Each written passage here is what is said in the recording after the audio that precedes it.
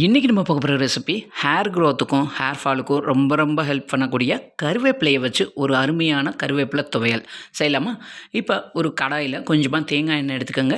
2 table spoon அளவுக்கு கடலைப்பருப்பு, இது கூட 2 டேபிள் ஸ்பூன் அளவுக்கு உளுந்தம்பருப்பு அதையும் இதோட சேர்த்துட்டு லைட்டாக பொன்னிறமாக வர வரைக்கும் நல்லா வறுத்து விட்டுருங்க. பாருங்கள், இந்த அளவுக்கு நல்லா பொன்னிறமாக வர வரைக்கும் நல்லா வறுத்துட்டு அதுக்கப்புறமா இது கூட 1 டேபிள் ஸ்பூன் அளவுக்கு வர மல்லி இருக்கு இல்லையா, அதையும் இந்த ஆயிலில் ஆட் பண்ணிடுங்க.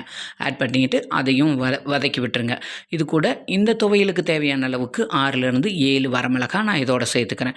இது கூட ஒரு 20லேருந்து 25 சின்ன வெங்காயமும் இதோட சேர்த்துக்கலாம். சேர்த்துட்டு ஒரு 1/2 டீஸ்பூன் மிளகு, 1/2 டீஸ்பூன் அளவுக்கு ஜீரகம் அதையும் சேர்த்துட்டு இதை நல்லா வதக்கி விடுங்க. ஒரு 10 செகண்ட் வதங்கினதுக்கப்புறமா நான் ஒரு 7லேருந்து 8 பல்லு பூண்டு இதோட நான் சேர்த்துக்கிறேன். பூண்டையும் சேர்த்துட்டு வதக்கி விட்டுறலாம். மறுபடியும் ஒரு 10 செகண்ட் வதக்கி விடுங்க.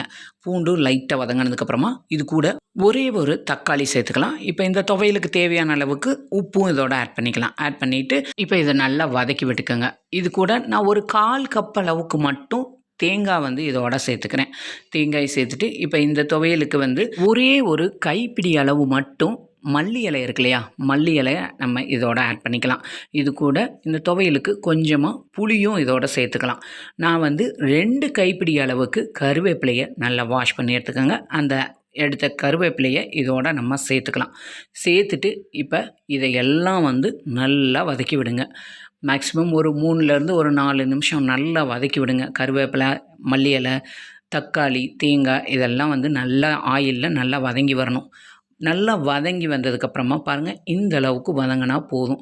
இப்போ இதை நல்லா ஆற வச்சுட்டு ஒரு மிக்ஸி ஜாரில் சேர்த்துட்டு தேவையான அளவுக்கு தண்ணி சேர்த்துட்டு ஒரு 80 to 90% கொரப்பாக அரைச்சி எடுத்துக்கோங்க. அரைச்சிட்டிங்கன்னா இட்லி, தோசை நல்ல சுட சாதத்தோட இந்த துவையலை வச்சு கொஞ்சமாக நெய் விட்டு ஒரு அப்பளமோ ஆம்லெட்டோ வச்சு சாப்பிட்டிங்கன்னா சூப்பராக இருக்கும். கண்டிப்பாக இந்த ரெசிபியை நீங்களும் ட்ரை பண்ணி பாருங்கள். ஹேர் ஃபால், ஹேர் க்ரோத்துக்கெல்லாம் இந்த கருவேப்பிலை ரொம்ப உதவியாக இருக்கும். இதை நம்ம சும்மா சாப்பிட்ணுங்கிறது நிறைய பேத்துக்கு பிடிக்காது. அதனால் வாரத்துக்கு ஒரு 2 முறையாவது இந்த மாதிரி துவையல் செஞ்சு சாப்பிடும்போது நம்ம கூந்தலுக்கும் ரொம்ப நல்லது. குழந்தைங்களும் விரும்பி சாப்பிடுவாங்க. இந்த வீடியோ பிடிச்சிருந்தா உங்கள் ஃப்ரெண்ட்ஸ் அண்ட் ஃபேமிலிக்கு ஷேர் பண்ணுங்கள். மறக்காமல் லைக் பண்ணி சப்ஸ்கிரைப் பண்ணிடுங்க.